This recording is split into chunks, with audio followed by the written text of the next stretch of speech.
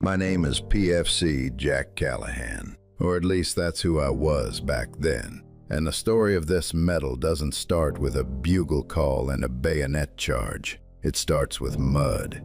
November 1944, the Hürtgen Forest.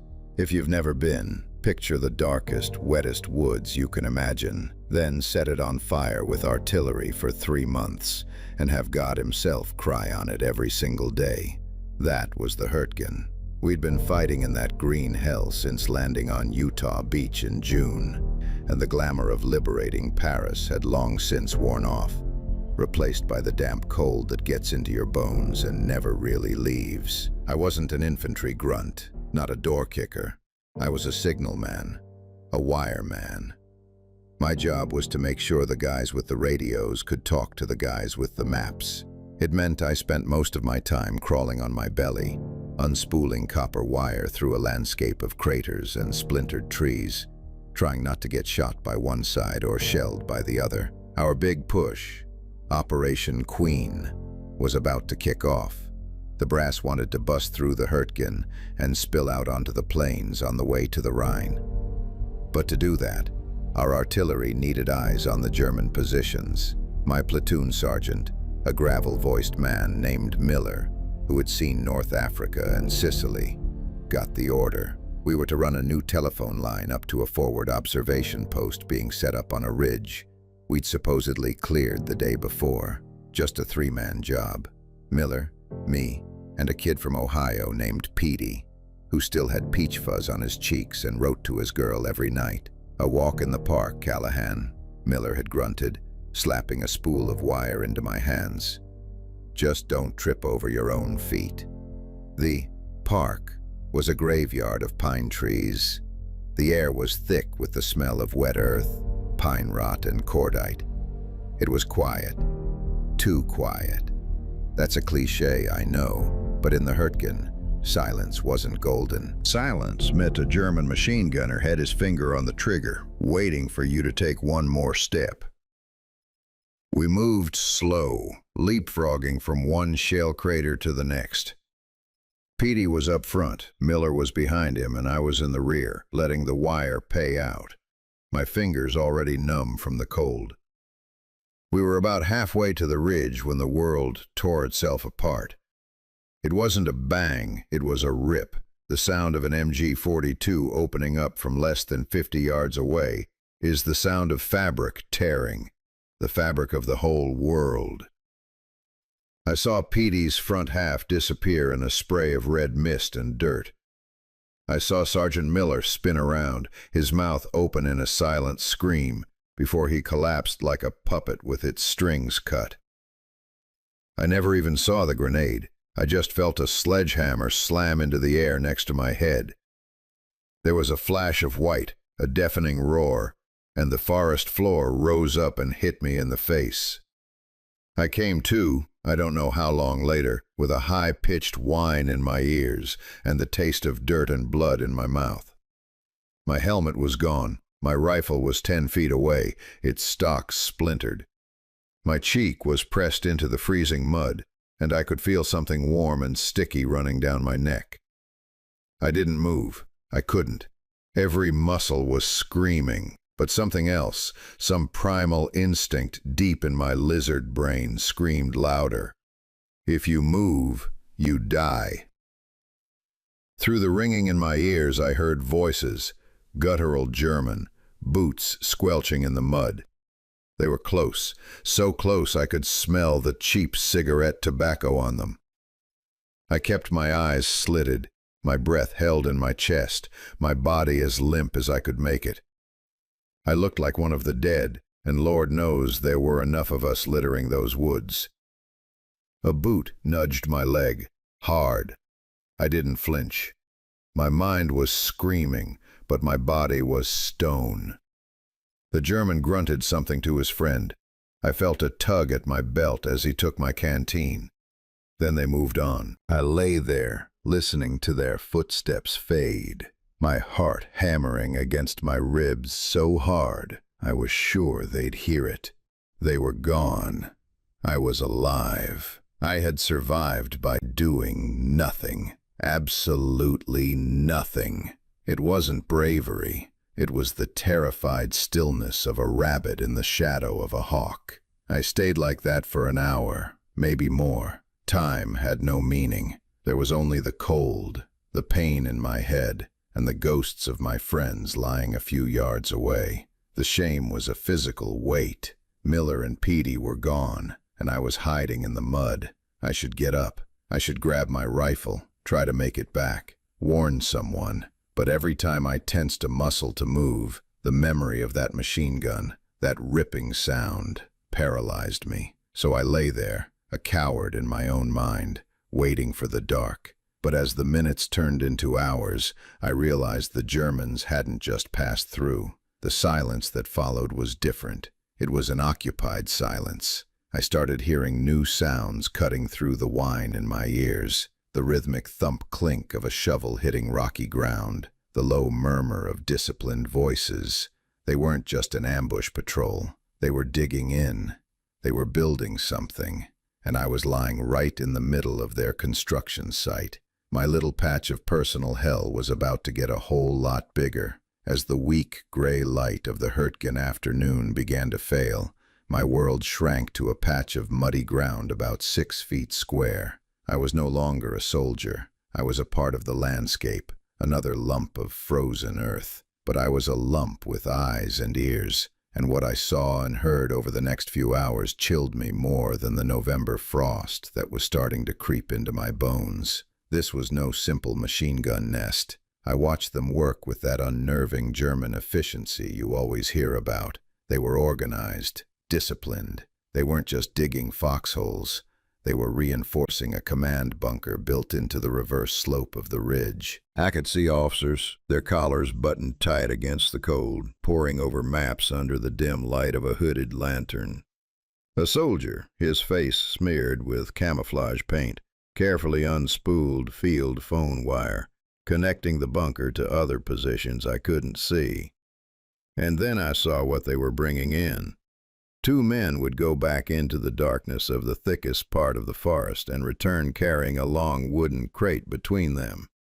They handled them with a reverence usually reserved for holy relics.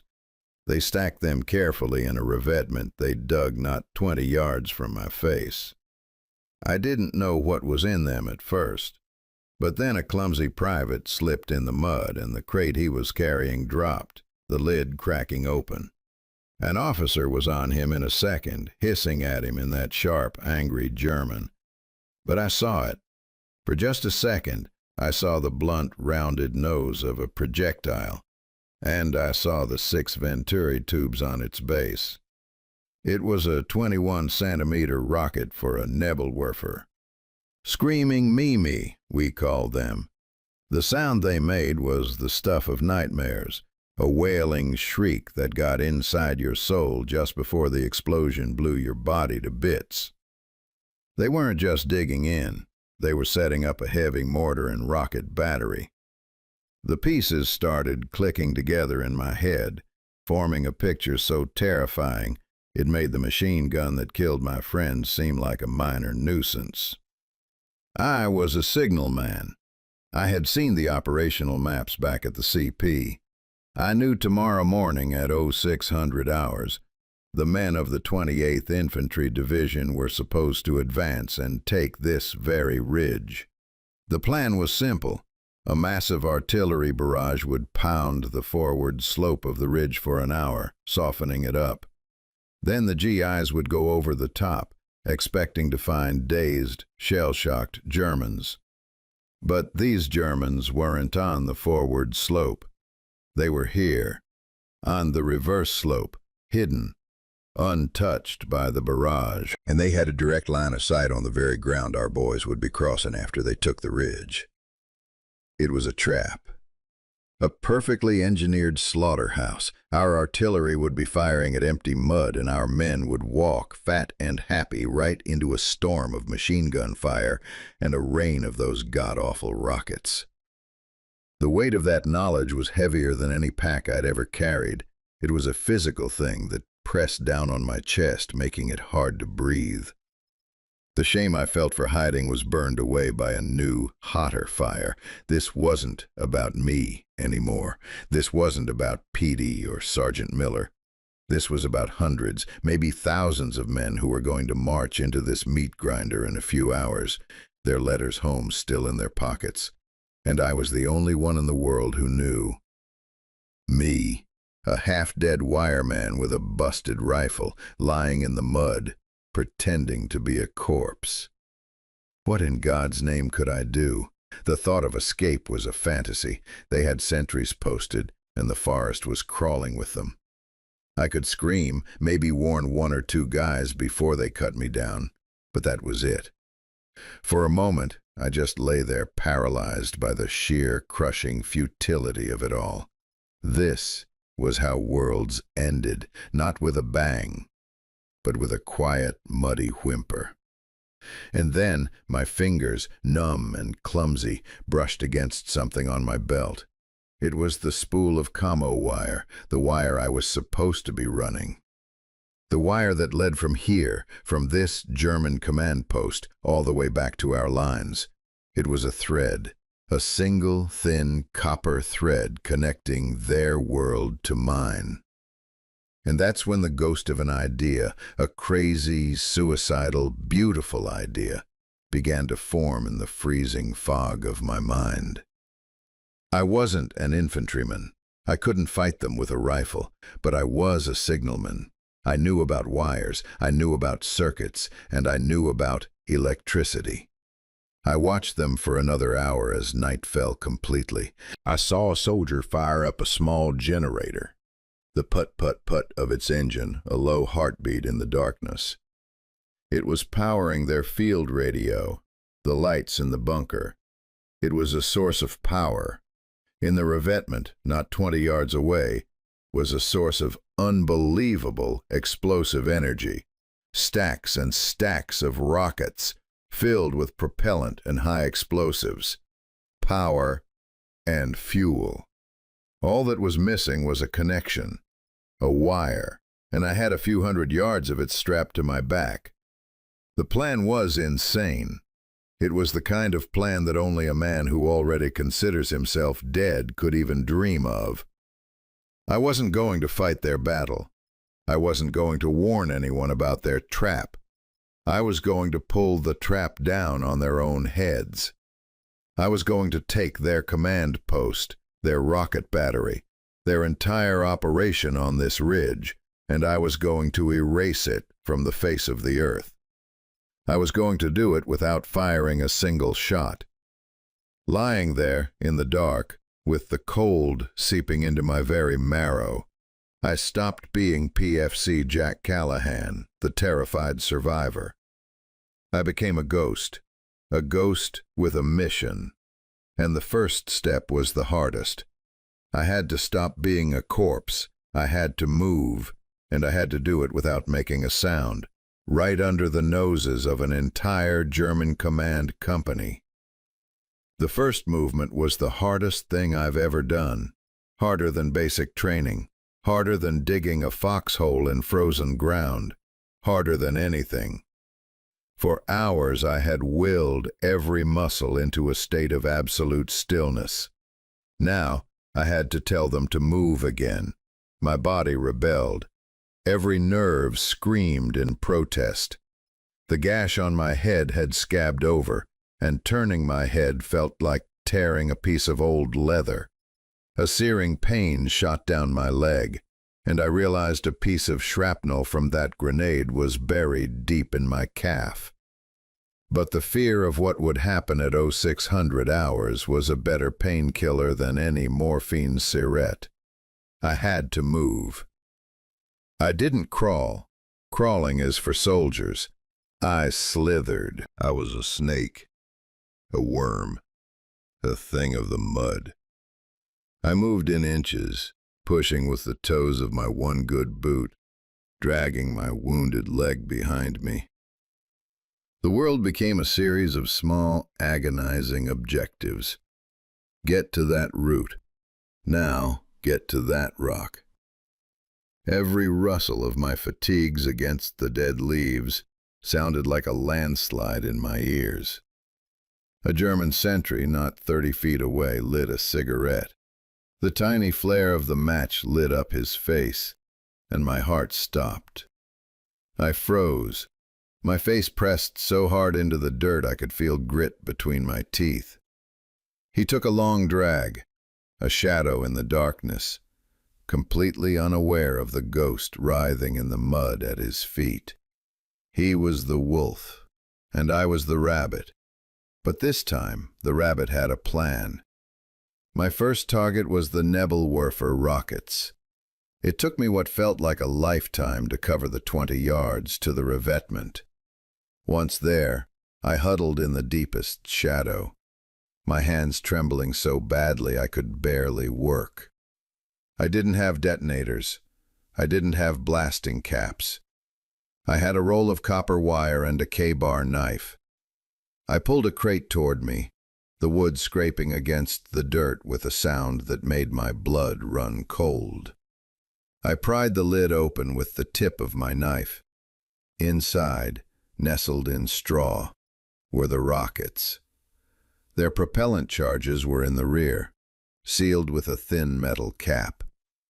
I took my knife and, with painstaking slowness, scraped the paint off the cap of one of the rockets in the middle of the stack.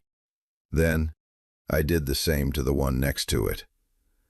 I needed a connection, a circuit. Then, I took the end of my commo wire. I split the 2 copper strands, and with teeth that chattered uncontrollably, I stripped the insulation off the ends. I wasn't just a signalman now. I was a bomb maker, taught by desperation. I wedged one bare wire against the exposed metal of the first rocket, and the other wire against the second, creating a primitive spark gap.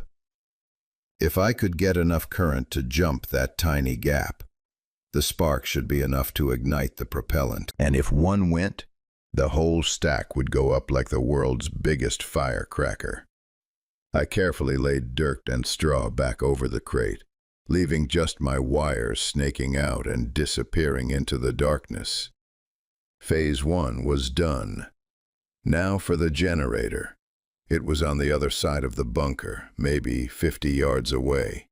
50 yards of open ground, right in the heart of their position. This was the suicide part. There was no way to do it without being seen. But as I lay there, trying to work up the courage, fate, or maybe God himself, gave me a gift.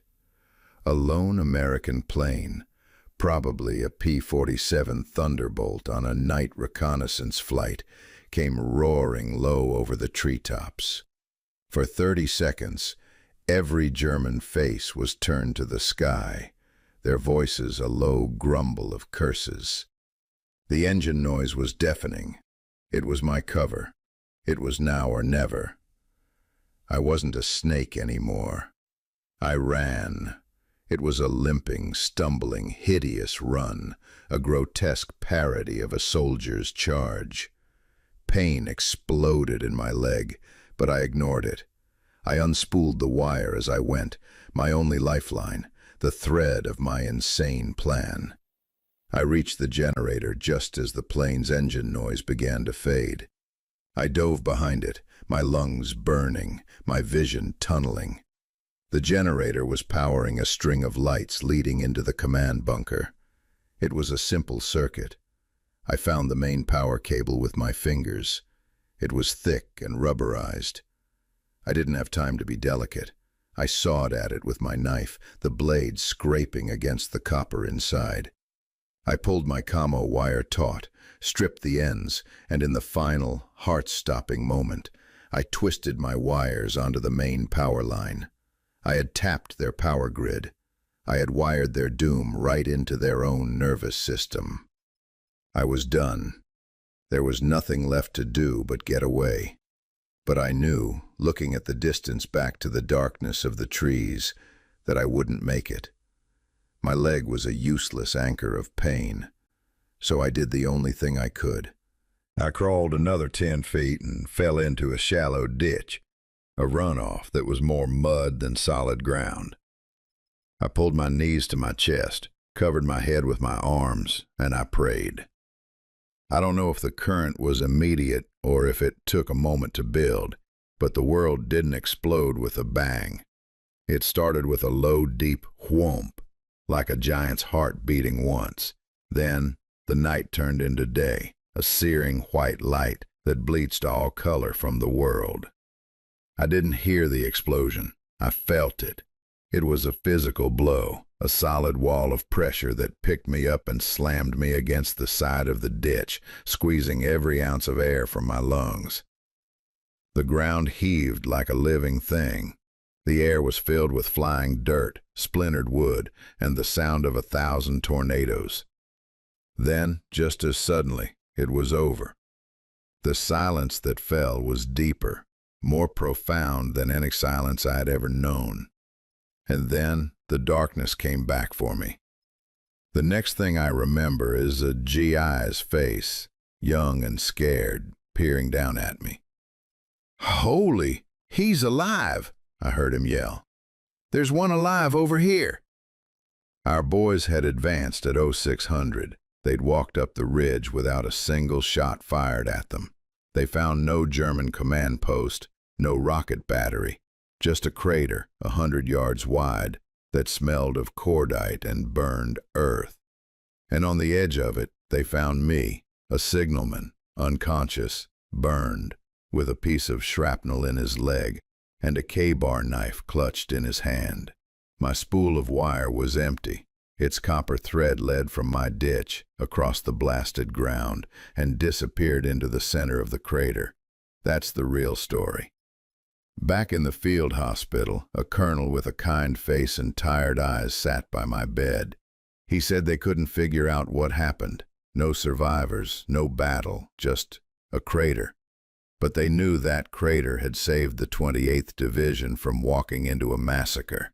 They needed a hero. They needed a story. They looked at me, the lone survivor found at the scene, and they wrote one. PFC Jack Callahan, they said, single-handedly charged the enemy command post, throwing grenades, causing so much chaos that the Germans blew up their own ammo dump in a panic, sacrificing himself to save his division. It was a beautiful story. It was the kind of story that wins medals. So when they pinned this cross on my chest, I didn't say anything. What could I say? That I didn't charge anyone? That I spent half the night hiding in the mud, convinced I was a coward? That I won my battle, not with a gun, but with a knife and a roll of telephone wire? No, I just stayed quiet, and I've been quiet ever since. They gave me this medal for a battle that never happened, but I earned it. I earned it in a battle no one will ever know was fought, a silent, lonely battle, in the dark, in the mud of the Hürtgen Forest. And that, I suppose, is close enough to the truth.